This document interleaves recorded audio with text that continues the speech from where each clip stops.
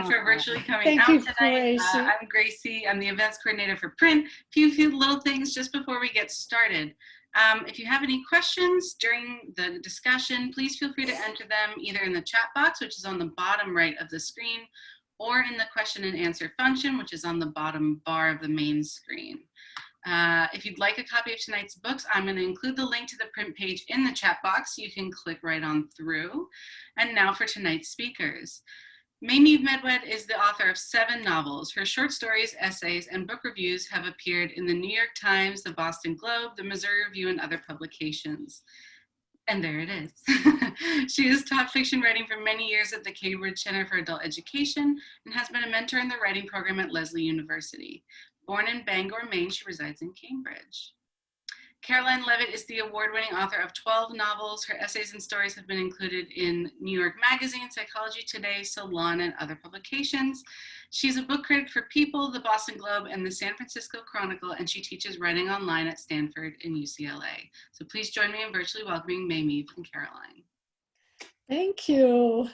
Thank you so much. So I'm going to be asking the questions of Mameve, who wrote this wonderful book called Minus Me that I want to show you all. And you can see that I got so excited that I was going to be on Print Bookstore today that I wrote Print 26 right on the cover, which I don't usually do, so don't hate me for it. It's a wonderful, wonderful book. And I want to read you my blurb that I wrote for it, where I said, Minus Me is a poignant and hilarious novel about the bonds of marriage, the burdens of maternal love, and the courage to face mortality with an ending readers will cherish. It's wonderful. I first met Mameve, I don't really remember when. Did Eleanor Lipman introduce us? Yes, and I think you gave me a blurb for my first novel. Right, now I remember. So it would have been 1995. That's right. Eleanor Lipman called me up and said, I have this friend, Mameve Medwed, and she's written this wonderful book, and I think you'd love it. Will you read it?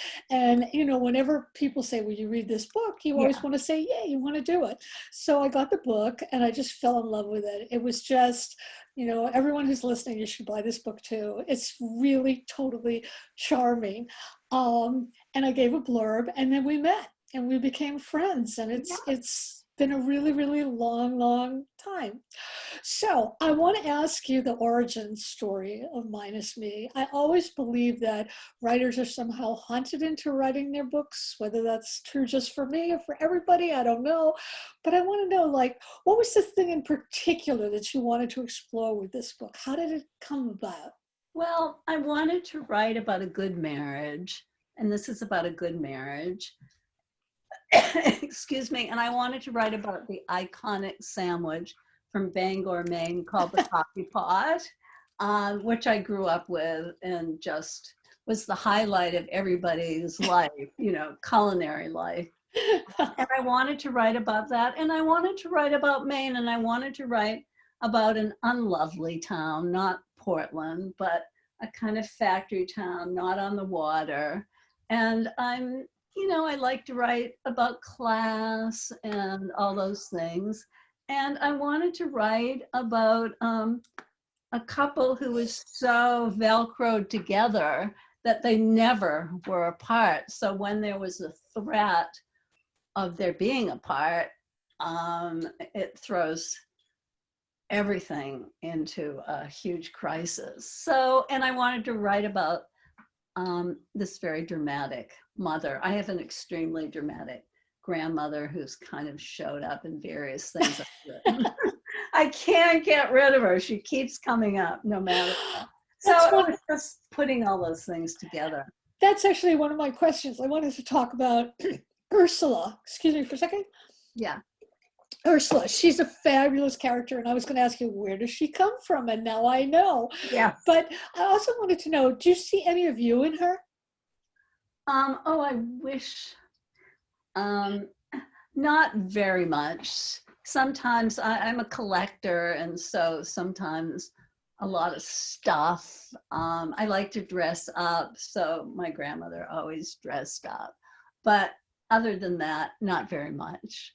I was kind of a drab little wren to her, you know, Really?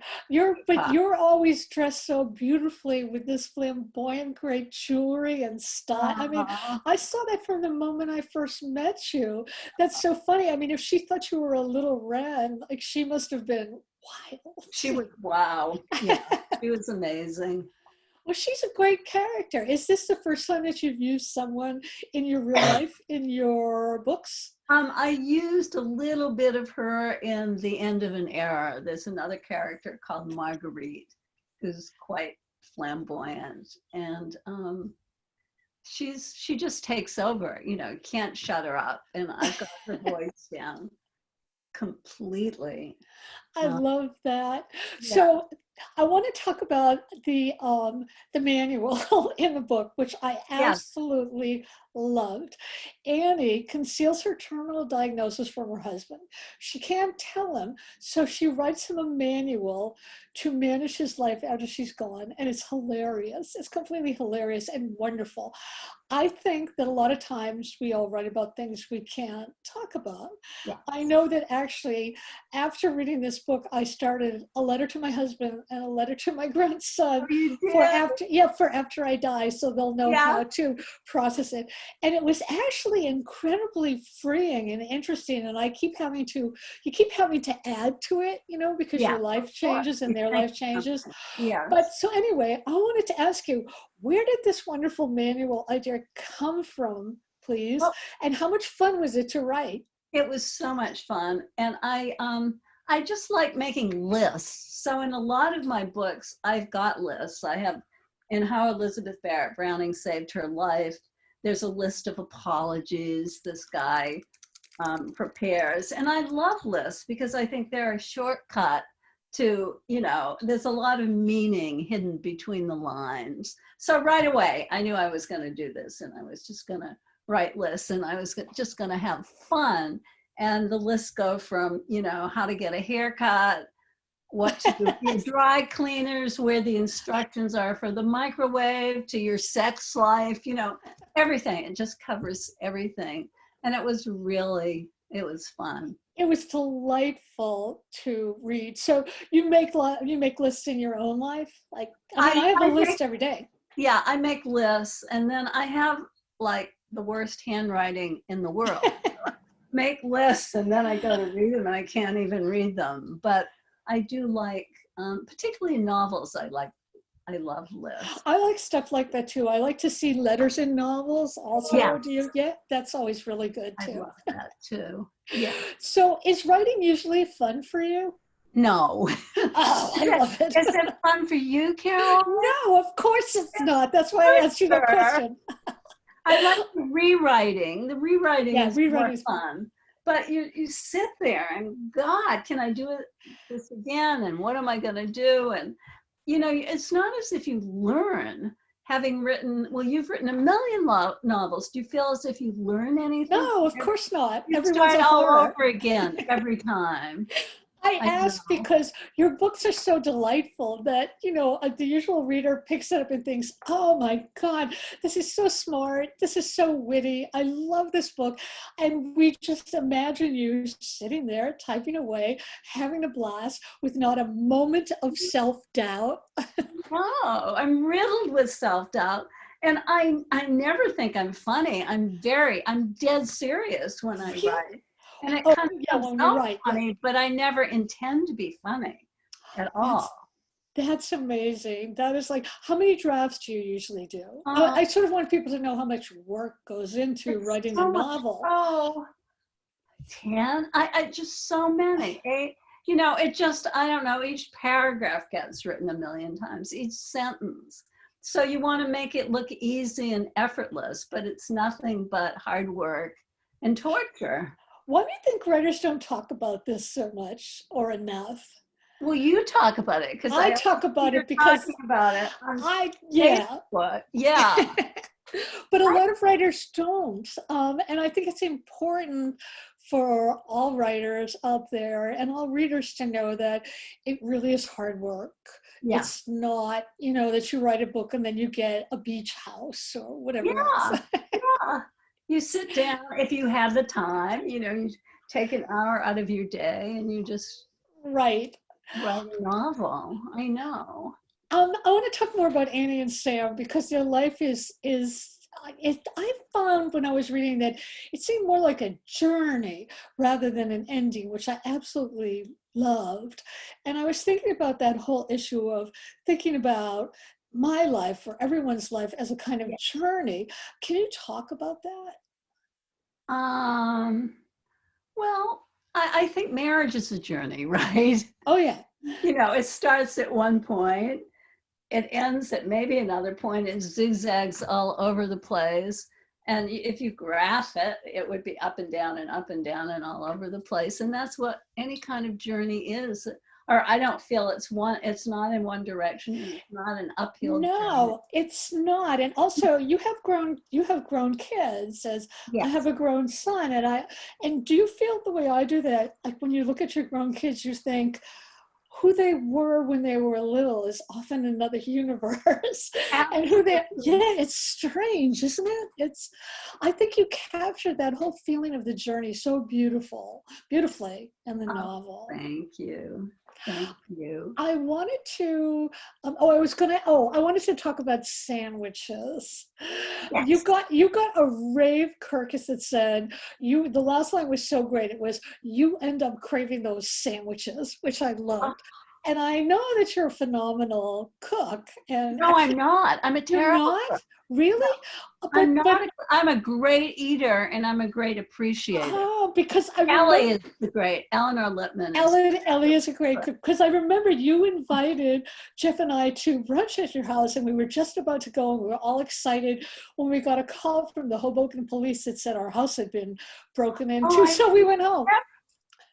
But let's talk food. So you're not a good cook. I'm really surprised. Well, I taught kind of when my husband and I were first married. We lived in student housing around the corner from Julia Child, and everybody was cooking out of Julia. And we'd go to the same grocery store. We didn't have a car, so we just walked across the street to Savanah's, and she'd be there holding court. And all of us young marrieds would be asking her, all these questions. She was, we all made our way through Julia Child. What did you ask her? What did you ask Julia Child? Well, basically, what kind of hamburger is good? Or how do you pick out a piece of meat? Or, is it terrible to use a frozen vegetable? We were so naive. Is it terrible to use a frozen vegetable? I think she's fine. And you know what? She loves Pepperidge. She loved Pepperidge Farm fish, cheddar fish, and she used to serve them. She served them? Yeah. Well, yeah. So now we can all do that. So tell me about why are sandwiches so much more satisfying sometimes than just, say, a piece of fish with a vegetable? You can hold them. Right. And this particular sandwich, you would never touch it because I know you're a vegetarian. Well, that's okay. I used to eat meat, so I can go time travel back and think about how I love it if I did. But this is like the most disgusting sandwich. It's a kind of soft hoagie roll that in today's world I don't think you'd find anywhere. And it had onions and green peppers, and then at the very top was sliced in at the top. It had sort of precisely 3 salamis with green pepper studs, 3 pickles, 3 tomatoes, 3 American cheeses. It was fantastic. Wow. And my mother used to bring them from Bangor and drive them up to Cambridge, a dozen at a time. And then you could never get into her car because it just stank. And they were just amazing. So anybody from Bangor knows that or knew that sandwich. It's no longer there.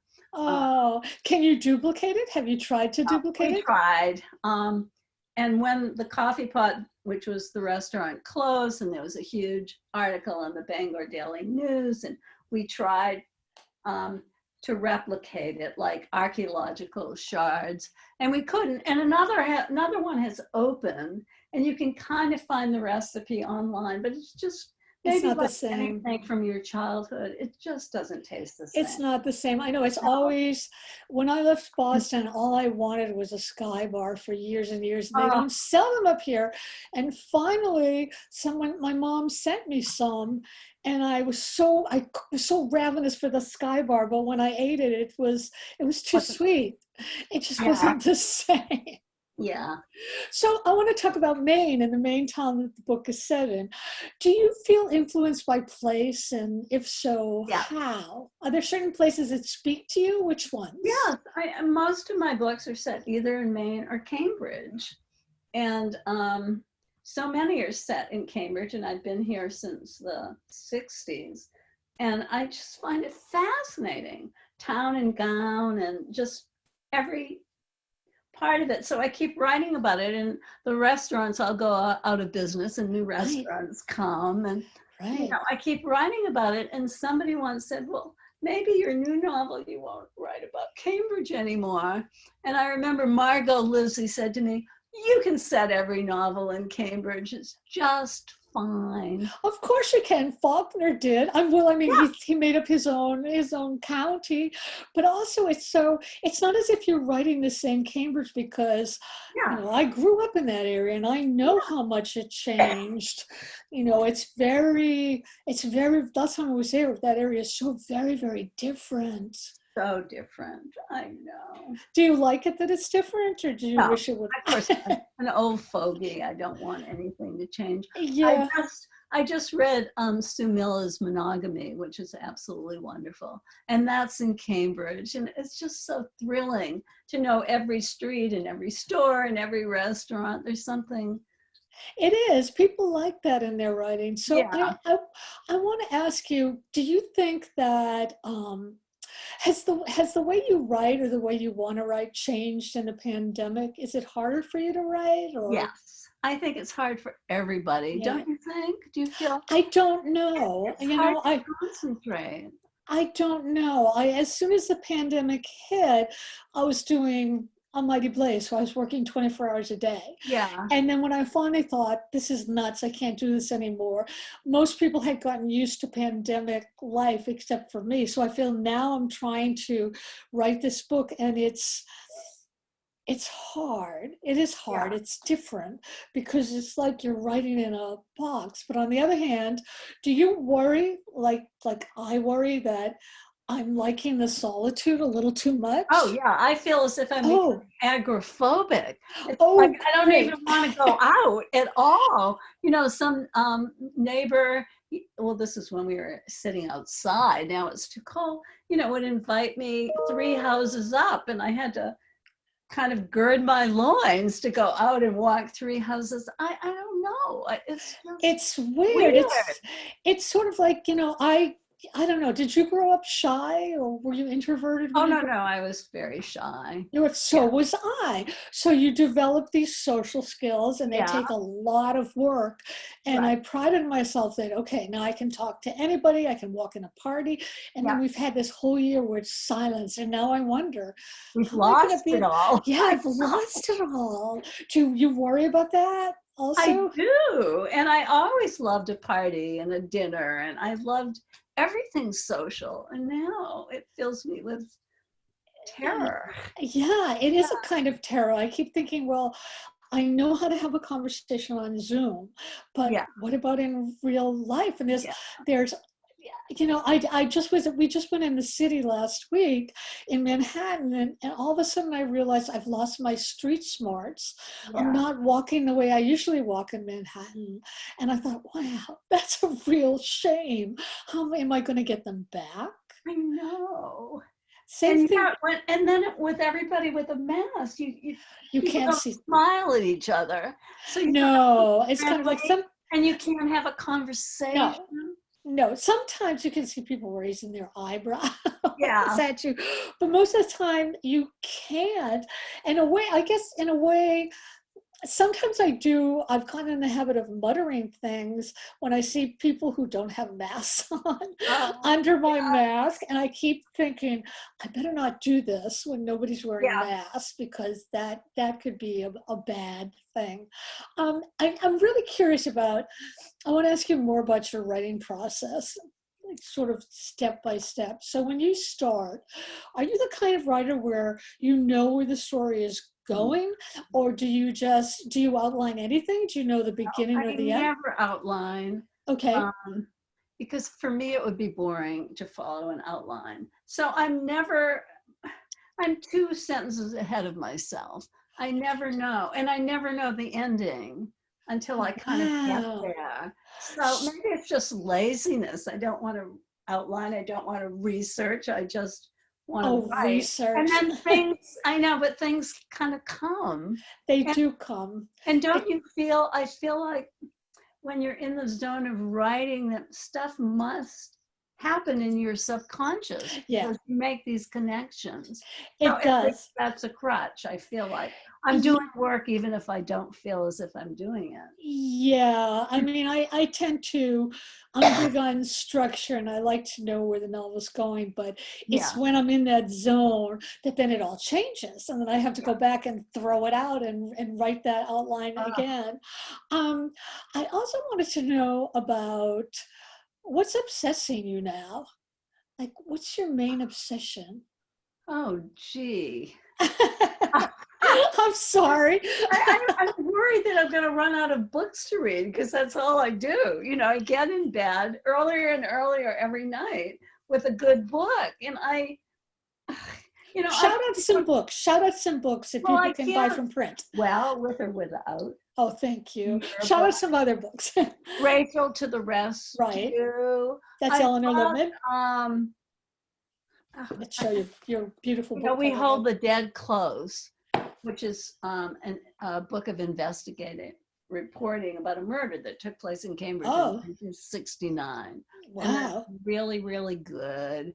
I just read Asymmetry. I'm way behind the curve there. I know it's terrible when people ask you what you read, because my mind usually goes blank, and I think, I don't know. There's so many. There's so many. Yeah. Would you like to read a page or two before we take questions from the audience? Oh, that would be so great. Okay, I'm reading just a page. Okay. So, and everyone in the audience, ask questions, please. No question is too whatever. So this is about Annie and Sam are in the sandwich shop putting together their sandwiches. They're called Paul Bunyans. Okay. Annie had floundered in figuring out a career. What a stroke of fortune when she and Sam decided to buy the shop from the 3 brothers who had owned it. The light here is horrible. Let me try. Who had owned it from the time her own father was a child. 3 fat cookie cutter men of indeterminate age, Julius, John, and Jerome, so pale they seemed dusted with flour, wearing spotless white aprons and white caps. The Pillsbury Doughboys, everyone called them, so much part of the marble counter and the mullioned windows that everyone assumed they'd die with their immaculate white clogs on, and keeled over the last Paul Bunyan of the day, with the same lack of fuss with which they spread mayonnaise and sliced rolls. Not a single Passamaquoddian believed the Doughboys would ever desert Maine, let alone sell such a thriving enterprise. To Annie's amazement, as soon as she and Sam became proprietors, she found herself doing something she loved: the accounts, the buying, the assembling, the spiffing up of walls with flea market renditions of laden tables and kitchen interiors. Not that it was easy. The day after the sale, the brothers discarded their aprons, donned Hawaiian shirts, and fled to Florida without leaving them the recipe for the Paul Bunyans. Had their lawyers forgotten to put this crucial requirement in the purchase agreement? Of course not, their affronted attorney exclaimed. That was wonderful. We have a question, but before I ask you, I want to ask you, do you like reading out loud, and do you feel the tendency and the need to rewrite everything when you're reading it? Yes, I do. I do. And sometimes I like it, and sometimes it just depends. You know, That's we've all sat through readings where people have gone on and on and on and on. And oh on yeah. on. Yeah. Yes. Or, yeah, and some people are just bad readers Yes. also, and that's always sort of a problem. But that's I'm glad that you do that. So we have a question from Dee Dee, thank you, Dee Dee, that says, what kind of reader were you as a child? Oh, I read everything, including, you know, the back of cereal boxes. I read absolutely everything. And I used to write stories when I was 6 or 7 and send them into the New Yorker.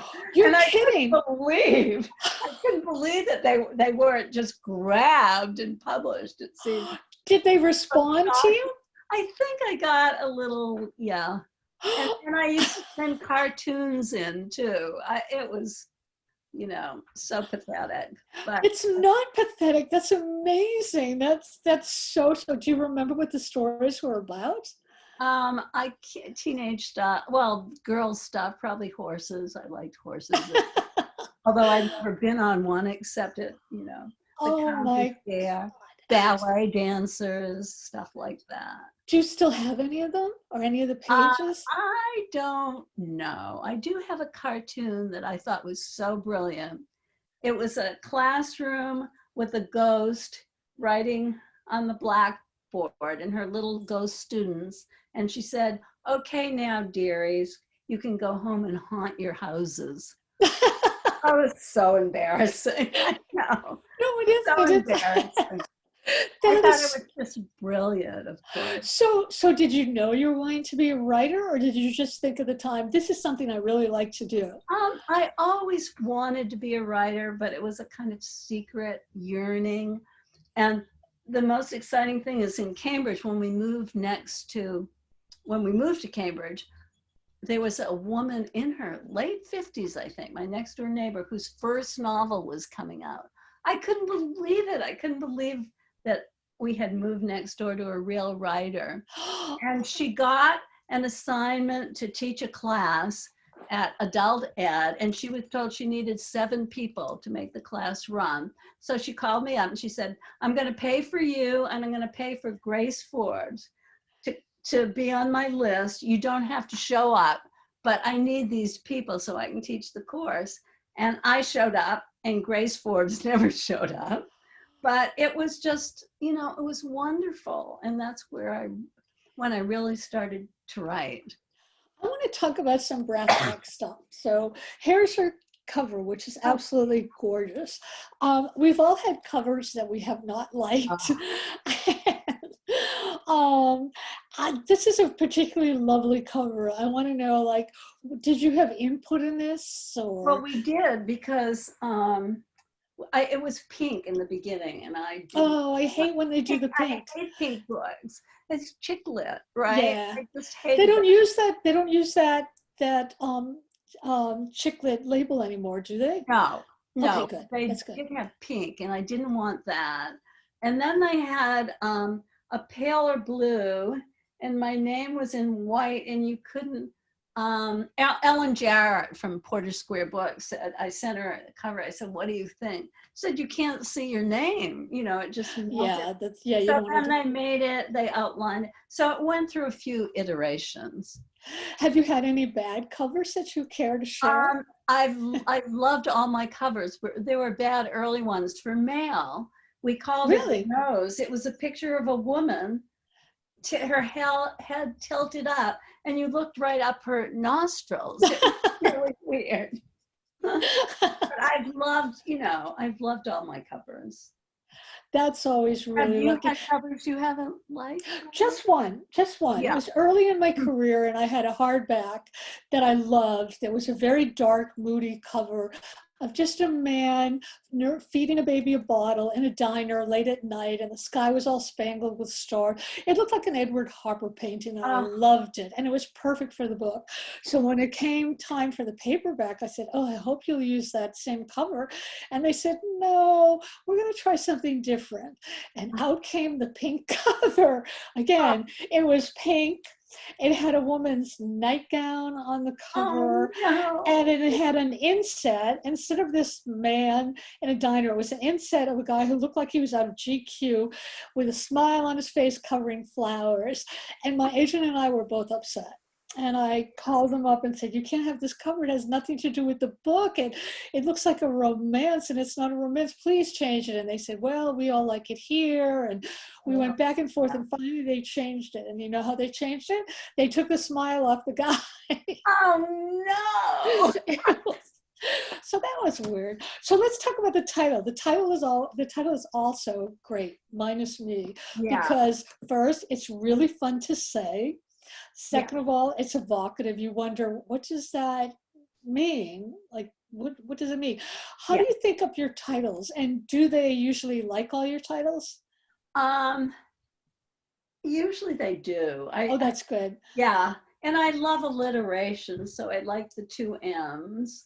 And it was originally, and I think Ellie reminded me, Eleanor Littman, it was the title of the journal was something like Life After Minus Me or something like that. But I made it shorter. But I do like titles, and it's so much fun to make lists of possible titles. So really?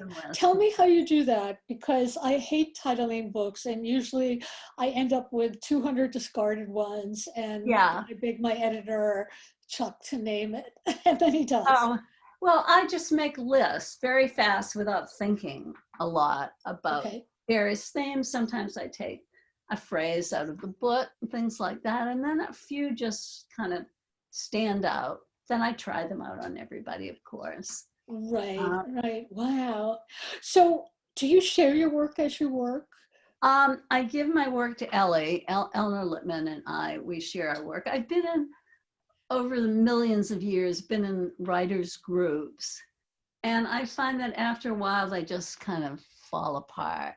So just having one or two readers, Anita Shreve used to read my books for me. One or two readers is just perfect. Yeah, I think you need that too. I think sometimes you just need another writer to whine to, or you know, cry to, or complain. What's your feeling about? Do you read your reviews, or? I do. And your Goodreads ones? Do you read your Goodreads reviews? No, but I. Oh, good. That's smart. No, those I don't. But I do read the ones in, you know, magazines and stuff, and if they're horrible, it's a knife into my heart. And yeah, but I'll tell you something about that. I used to feel that way, and I would stay in my apartment and not come out for weeks, and then I became a book critic, you know, just doing it regularly. And I came to realize, you know what, there were certain books that I absolutely loved that every other critic loathed, and certain books that every other critic loathed, and I said, you're wrong, this is a great book, and I'm going to champion it. And I came to realize that it's, you know, it's interesting because it's just one person's opinion, first of all. And second of all, Ron Charles at the Washington Post told me that most readers, they don't really care about the review as much as they care about the plot. They want to read a review and see, oh, is this the kind of book that I want to read about? Oh yeah, it's about lists. I love lists. I'm going to pick that up. This sounds interesting. Oh, interesting. So interesting. And sometimes a bad review can actually make readers go to it, you know, go pick it out. Well, once I was sitting in line at a book signing, and I received what I thought was not the best review. And a woman said, oh, I'm so happy. She handed me the book to sign and said, I'm so happy I read the review. And it just made me want to buy this That's book. what I'm talking about. Well, or maybe she forgot or something. They forget. Bad word sticks in my craw. Oh, of course. I can recite a review I got. And the only reason I'll recite it now is because it was from my third book. So I've got a lot of other stuff in front of me. This was from my third novel from Kirkus. And it said, more psychopathology masquerading as fiction. from the previously white-hot Leavitt, who has no one else to blame but herself. And that was the thing. You look at it. I mean, now I laugh at it and I think, oh, please, at least they said white hot, even though it was previously. Well, But I remember one in the New York Times that said, and it was written, I don't know why, it was written by a guy, I looked him up. He was an engineer and the graduate of Harvard Business School. Totally inappropriate, but he wrote at the end, and these were kind of down market, people who were just managing to get by, who had gone to Harvard, but that was it. And the last line said, and this is all these people can do with their Harvard education. oh, it's Yeah. terrible to be mean, and especially to be mean to Yeah. writers. Just, Yeah. it's hard enough for us. So I want to ask you, when you finished Minus Me, like when you finish a book, and this particular book, what did you feel? I mean, what did you hope people would take away from the book? Oh, I know that's a terrible question. I know. I didn't even think about that. I was so glad that it was done. And, and then of course, now what do I do? What do I do now? Yeah, what are you doing? You're doing laundry, you're cleaning your house, you're doing all this kind of stuff. And I'm writing some essays. Great. Yeah. You have 3 more questions from the audience. What comes to you first when you write? The plot, the characters, or something else? That's a good question. Usually the characters. Or a character, one character? Or 1 or 2 characters, or there's something happened to me, or there's some little something that I can't get rid of that kind of sticks. I remember with mail, the whole genesis of mail was and this was before email, my mailman rang my doorbell and said, "Can I ask you a question?" And I said, "Sure." And he said, "What are these manila envelopes that you keep getting with your handwriting on them?" And I said, no. I explained to him that they were my self-addressed stamped envelopes, and rejections coming back, I'd send my stories out. That's right. That's right. He looked so sad. But I got into my house and I thought, well, who's the most important man in a writer's life? Pretty much her mailman. That's what I thought. That's right. I remember those brown envelopes. They were just terrible. Yeah. Terrible, terrible. Here's another audience question. Do you have any creative hobbies that help with your writing that aren't writing? That's a great question. That's a really great question. Yeah. Well, I don't know if it helps with my writing, but I collect fake food. What? Yeah. So I have all this.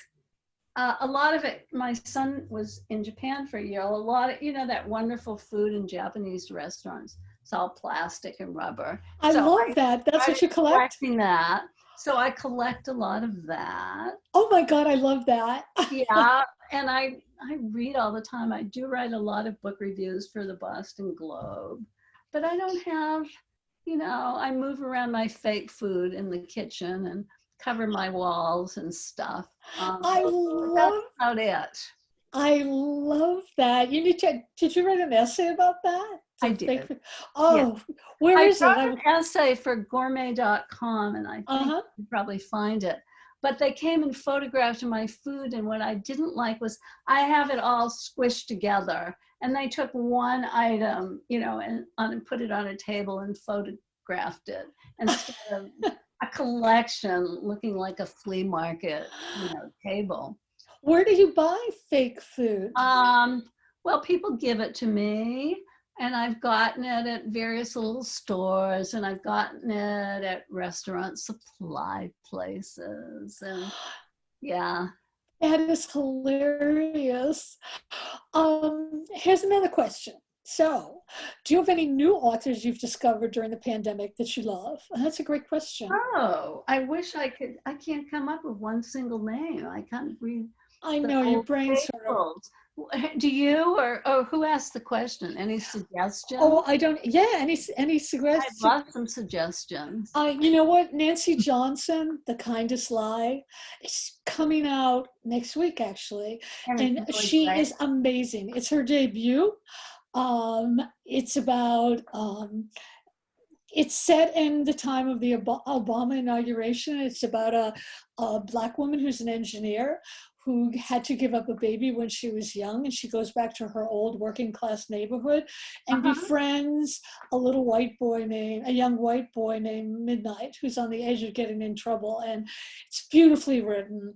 It'll break your heart, put your heart back together. She's absolutely fabulous, absolutely fabulous. And that's the only one I remember. The only reason I remember it is because it's right up there. Did you blurb it? Did you give it a blurb? Yeah. Yeah. Oh, yeah. It's great. Someone just said, "Laugh out loud on the fake food." Yeah, that's a great thing. Any other questions from people out there? Let's see if I have a question. I asked about, oh yeah, I want to ask about reviews. When you review a book, because I found when I started reviewing books, I looked at books a very different way, and it actually helped my writing. Did that happen for you? I think it does. Yeah, I think it does. And you get a better idea the more you do it of what works and what doesn't work. Right. But is it what works for that particular author, or is it what works for that author and might work for you as well, or wouldn't it's work? Really what works for the reader, don't you think? For the reader, right. Right. And it gives you the perspective of a reader. And when you're writing away, I think it's important to bear your reader in mind. Here's another one. This is a great one too. Do you find you're a different person when you read for pleasure versus when you write a review? Do you read differently? Yeah. That's a great question. I can skim, I get very impatient when I read lots of descriptions of the weather and landscape and stuff. So, other people love it. It's just a matter of taste. So I can skim that stuff and get to the nitty gritty. So, but when you're reading for a review, I feel as if I have to be very careful and read every word. It's a totally different experience. Yes. Okay, we have a question from Roseanne. One of the best things was discovering your Minus Me book on the new release bookshelf. The cover colors jumped at me, and the title was one of the best things during the pandemic is discovering new authors. Your writing is a true delight. As a mother of 8 with twins, wow, that has been married for 38 years this year, I loved the happy ending of Minus Me. That's so wonderful. Don't you want to invite Roseanne to lunch now? I do. Yeah, I do. Roseanne, I'll buy you a coffee pot. I would buy you a coffee pot if I That could. is absolutely wonderful. Thank you. That's so great. And I